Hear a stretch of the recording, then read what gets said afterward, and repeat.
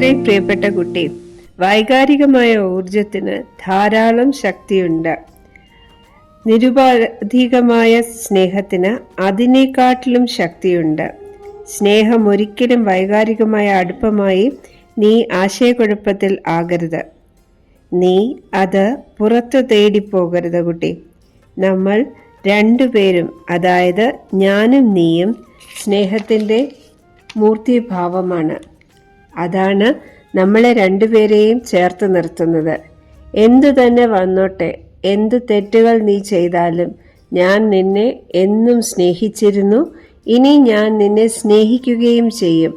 അതുതന്നെയാണ് നിരുപാധികമായ സ്നേഹം മാത്രമാണ് ഞാൻ നിന്നിൽ നിന്നും കൊതിക്കുന്നത്. അത് നിന്നിൽ നിന്നും ഞാൻ പ്രതീക്ഷിക്കുന്നു. അടുത്തു തന്നെ കുറച്ച് അതിഥികൾ നിന്റെ വീട്ടിൽ വരും. അവരെ നീ നല്ലതുപോലെ സ്വീകരിക്കുക, സൽക്കരിക്കുക.